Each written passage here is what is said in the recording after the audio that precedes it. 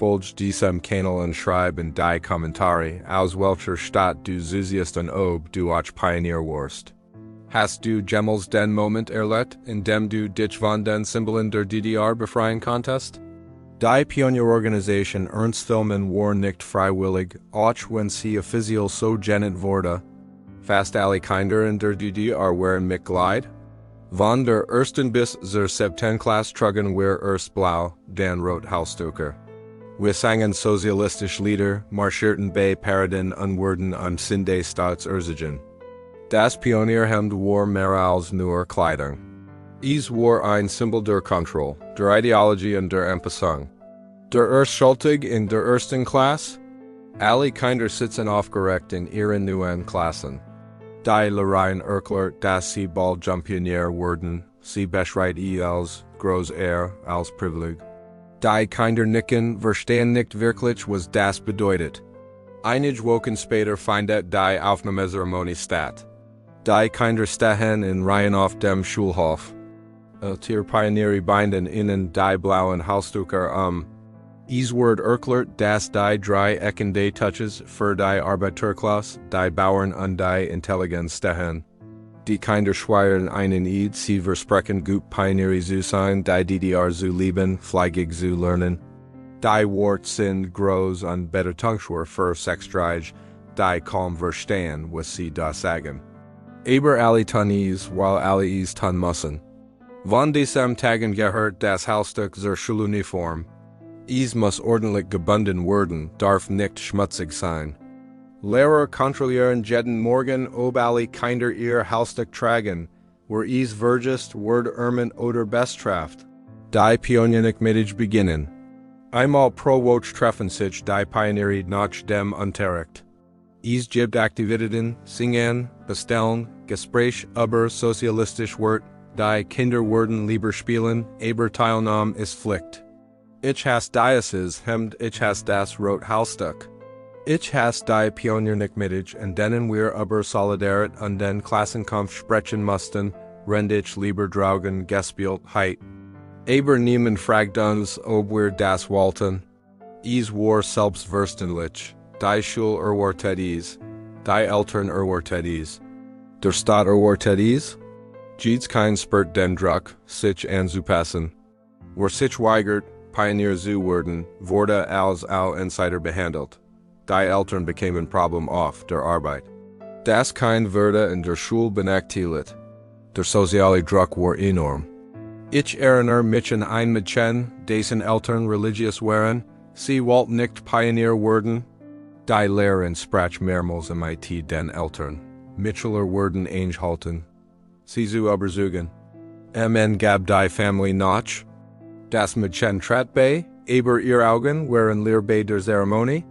Die Lieder, die wir singen mussten, waren voller Ideologie. Lieder über die Partei, über den Sozialismus, über die Freundschaft mit der Sowjetunion. Die Melodien waren eingängig, aber die Text waren Propaganda. Wir sangen sie mechanisch ohne nachzudenken. Bei Pioniertreffen wurden Geschichten über Ernst Thälmann Erzgalt, wurde als Held präsentiert, als Vorbild. Wir sollten sein wie mutig, true, sozialistisch. Aber für uns war ein abstrakt Figur aus der Vergangenheit keine real Person. Die Pionierleiter waren meist Junglehrer oder Tierschüler. Manche waren überzeugt von ihrer Aufgabe und der erfüllten nur Pflichten, man konnte den Unterschied spüren. Die Überzeugten waren eifrig und streng. Die Pflichtbewussten waren gelangweilt wie wir. An Festigen mussten wir die Wahluniform tragen, weißes Hemd, Blauhose, rotes Halstuch, blaues Käppi mit dem Pionierabzeichen. Wir standen stundenlang bei Aufmärschen, hörten reden über den Sozialismus und klatschten auf Kommando. Es war theatralisch und leer. Ich sah in den Gesichtern meiner Mitschüler dasselbe Leer, die ich falt, aber niemand sprach darüber. Der 1. Mai war besonders schlimm.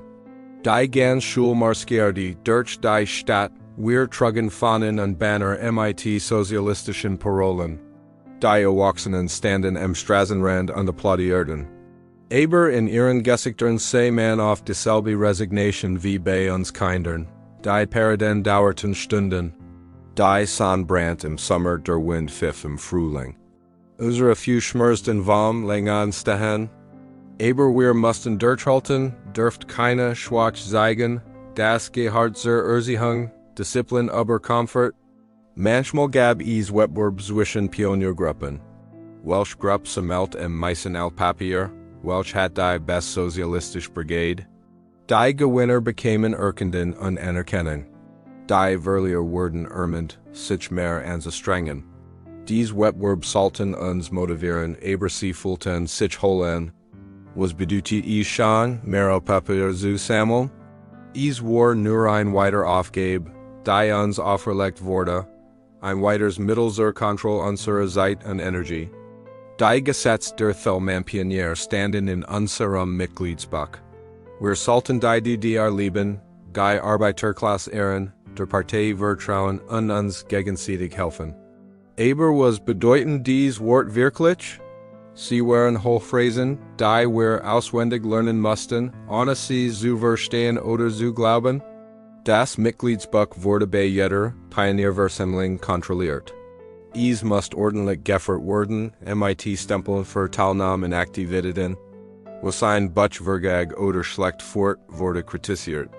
Die Bürokratie begann früh. In der dritten Klasse wurden wir von Pionieren zu Thelman Pionieren. Die blauen Hausstücke wurden durch Rot ersetzt. Ein weiter Zeremonie, weiter Versprechen, weiter Verpflichtungen. Das Rot touch sollte uns stolz machen, aber es fühlt sich nur wie ein schwerer Last an. MIT dem roten Hausstück kommen nu Verantwortungen. Wir sollten Vorbilder für die Jüngeren sein. Wir sollten bei sozialistischen Aktivitäten voran. Wir sollten die Ideologie noch tiefer verinnerlichen. Der Druck nahm zu, je later wir wurden. Die Frieddeutsch Jugend wartet bereits. Ab der 8. Klasse wurden wir in die FDJ befördert. Das blaue Hemd wurde das Pionierhemd ersetzen. Die Kontrolle wurde weitergehen, nur unter anderem Namen, es schien endlos. Man Schüler nahmen die Pionierorganisation ernst. Sie glaubten in die Ideal, wollten gut Sozialisten sein. Aber viel von uns sahen es als Pflicht, die erfüllt werden musste. Wir spielten MIT, aber innerlich waren wir distanziert. Zu Hause sprachen manch Eltern anders aber das System als in der Öffentlichkeit. Sie liegen vorsichtig Zweifel durchenen, jurten ließ Kritik. Aber sie sagten uns auch, dass wir in der Schule nicht Daven lernen dürften. Das Misstrauen wurde vergelernt. Dies doppelt Moral war verwarrend für Kinder. Zu Hause eine Wahrheit, in der Schule ein Ender. Wir lernten zwischen öffentlichem und privatem Verhalten zu unterscheiden. Die Spaltung prägt viel von uns für das ganze Leben. Ich erinnere mich an Pionierlich Mittig, an denen wir über Frieden und Freundschaft sprachen, wenn draugen die Grenze streng bewacht wurde. Aber internationale Solidarität, wenn unsere Freiheit extrem eingeschränkt war.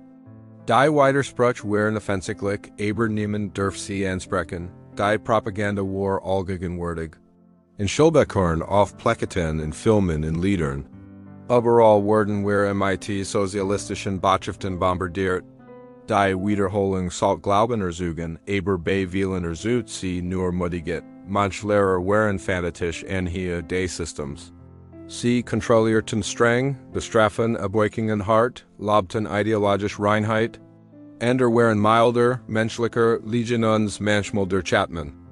Die guten Lehrer erkennt man darin, dass sie uns als Menschen sahen, nicht als zu formen sozialistische Persönlichkeiten. Die Schulausflüge der Pioniere waren oft zu historischen Orten oder sozialistischen Gedenkstätten. Wir besuchten Musen über die Arbeiterbegen denken klar sowjetische Soldaten, Fabriken, die als Vorbild galten. Bildung war immer MIT-Ideologie vernapf, manchmal gab es auch schon Momente. Pionierleger im Sommer, wo wir schwimmen und spielen konnten. Gemeinschaftsakte, bei denen wir einfach Kinder sein durften. Aber selbst diese Momente waren eingebettet in das System, umrahmt von Fahnen und Liedern. Die Freundschaft zwischen Pionieren sollte besonders sein, sozialistisch geprägt. Wir sollten füreinander einstehen uns gegenseitig helfen. Tatsächlich bildeten sich normale Kinderfreundschaft aber das System beansprucht sie als Erfolg seiner Erziehung. Dann kam der Herbst 1900 die Mauer fiel. Plötzlich war alles anders. Die Pionierorganisation last sich auf. Die Schule verlangt nicht mehr, dass wir das Hausstück trugen. Die Lehrer sprachen nicht mehr über den Sozialismus. Es war als ob ein Vorhang gerissen wurde und dahinter ein ander Welt erschien. Die ersten Tage nach dem Mauerfall waren surreal. Wir kamen zur Schule und niemand kontrolliert die Hausstücke. Die Pioniermitglieder wurden abgesagt. Die Lehrer workten unsicher, als wussten sie nicht, wie sie sich verhalten sollten. Einige Schüler legen ihr Hausstücke sofort weg. Ander trugen sie aus Gewohnheit weiter. Ich nahm meins ab und fühlt mich seltsam leicht, als wir eingewickelt von meinem Hals genommen wurden. Buchstäblich und symbolisch. Die Lieder wurden nicht mehr gesungen. Die Fahnen wurden abgehängt. Die Portraits von Partiführern verschwanden von den Wänden. Die Schule verwandelt sich vor unseren Augen. Das System, das so permanent schien, so vielen Tagen, manche Lehrer entschuldigten sich bei uns.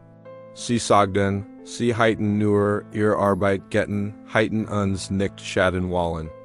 Andere verschwanden einfach, wurden versetzt oder gingen in Runden. Die ideologischen Hardliner hatten plötzlich keinen Platz mehr. Wir Kinder verstanden nicht sofort, was geschah. Erwachsene weinten vor Freude oder Unsicherheit. Familien waren gespalten zwischen Erleichterung und Angst vor der Zukunft. Als was sicher schien, war plötzlich unsicher. Eines Tages stand ich in meinem Zimmer und hielt das Pionierhemd in der Hand. Es lag wie ein Relikt einer vergangenen Zeit. Ich fühlte what Trauer und dann Erleichterung. Ich warf es weg, einfach so. Ich warf es in den Mal und spürt zum ersten Mal Freiheit. Es war kein großer dramatischer Moment, aber für mich bedeutet es als. Ich muss nicht mehr gehorsam sein. Ich muss nicht mehr so tun, als würde ich glauben. Ich kann einfach ich selbst sein. Das Wegwerfen war ein körperlicher Akt, aber die emotionale Bedeutung war immens.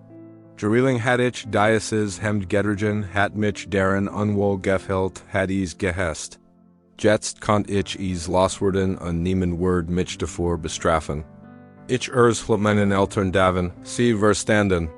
Mein Mutter sagt, sie wünscht, sie hat jens vor Aldum beschützt können. Mein Vater sagt, dass ein neue Zeit beginnen wir endlich frei sein könnten. Ihr Erleichterung war spürbar. Andere Familien hatten andere Reaktionen. Manche Eltern waren traurig über den Zusammenbruch der DDR. Sie hatten in das System geglaubt oder zumindest deren Sicherheit gefunden. Der Verlust war für sie real, auch wenn für uns keine Befreiung bedeutet. In der Schule diskutierten wir, was nun common word. Neue Fächer wurden eingeführt. Neue Bücher kamen, Lehrer aus dem Westen wurden eingestellt. Als veranderte sich schnell, manchmal zu schnell. Wir mussten uns in ein völlig neue Realität anpassen. Die Pionierorganisation wurde offiziell aufgelöst. Keine Hausstücke mehr, keine Pioniermitglieder, keine ideologischen Schulungen. Für uns Kinder war es eine Erleichterung. Für manche Erwachsene, die ihr Leben der Organisation gewidmet hatten, war es ein Verlust von Identität und Zweck. Jahr später verstand ich, dass die Pionierorganisation ein Werkzeug der Indoktrination war. Sie erzogen zu sozialistischen Persönlichkeiten, die niemals das System hinterfragten. Sie konditioniert uns von Kindsbeinen an der Partei zu vertrauen und dem Staat zu dienen. Fast jedes Kind in der DDR durchlief dieses System und wir trugen die Narben ein Leben lang. Die psychologischen Auswirkungen waren langanhaltend. Das Frühlernen von Doppelmoral, von Anpassung, von Misstrauen. Die Unfähigkeit mancher Eigenmeinungen zu bilden, weil sie gereeling gedrillt wurden, vorgegeben Minuten zu wiederholen. Manch meiner Emiligen mit Pionier haben bis heute Schwierigkeiten mit Autorität. Sie rebellieren automatisch oder ordnen sich automatisch unter. Die Balance zu finden ist schwer, wenn man als kein so stark geprägt wurde. Ander haben die Erfahrung produktiv verarbeitet. Sie setzen sich für Bildungsfreiheit ein, für kritisches Denken, für demokratische Erziehung. Sie wollen sicherstellen, dass ihr Kinder niemals so manipuliert werden, wie wir es werden. Ich selbst habe lange gebraucht, zu verstehen, wie tief die Prägung ging. Bestem Reflex, bestem Angst, bestem Verhaltensweisen lassen sich auf die Pioniersitz zurückführen. Die Aufarbeitung ist ein lebenslanger Prozess. In Musen liegen Hut Pionierhemden und Halsduker als historisch exponat, Bessiker betrachten sie neugierig. Für sie sind es Relikt einer vergangenen Zeit, für mich sind sie Erinnerungen in Kindheit unter Kontrolle. Schulklassen machen Exkursionen zu DDR-Geschichten. Lehrer erklären die Pionierorganisation. Die jungen Schüler können es kaum glauben, dass Kinder so behandelt werden. Sie leben in einer anderen Welt, einer freien Welt. Ich werde manchmal gebeten, Zeugnis abzulegen. Schulen, Gedenkstätten, Documentation. Ich homin Geschichte damit die next generation verstet. Damit sie weiß, was Indoctrination bedeutet und wie wichtig Freiheit ist. Das Wegwerfen des Pionierhemds war für mich ein symbolischer Akt der Befreiung. Es bedeutet, dass ich mich von der Last der Vergangenheit lösen konnte. Es bedeutet, dass ich meine eigene Identität finden konnte, frei von der Ideologie, die mir aufgezwungen wurde. Freiheit ist nicht nur das Fällen von Zwang, Freiheit ist auch das Gefühl, dass du deine eigenen Entscheidungen treffen darfst. Die Narben bleiben aber auch die Erkenntnis. Ich weiß, was es heißt, unfrei zu sein. Ich schätze Freiheit mehr, weil ich erlebt habe, wie es ist, sie nicht zu haben. Dies Perspektive ist schmerzhaft erworben, aber wertvoll. Ich sehe meine eigenen Kinder anders. Ich ermutige sie, Fragen zu stellen, oder zu hinterfragen, Eigenmeinungen zu bilden. Ich will, dass sie kritisch denken, nicht blind gehorchen. Die Fehler der Vergangenheit sollen sich nicht wiederholen. Die Geschichte der Pionierorganisation ist Teil der deutschen Geschichte. Sie muss erstgalt werden, damit nicht vergessen wird, wie System Kinder für politisch Zweck missbrauchen. Damit künftige Generationen wachsen bleiben. Das Pionierhemd liegt längst auf Moldeponien, Veritat und Vergessen.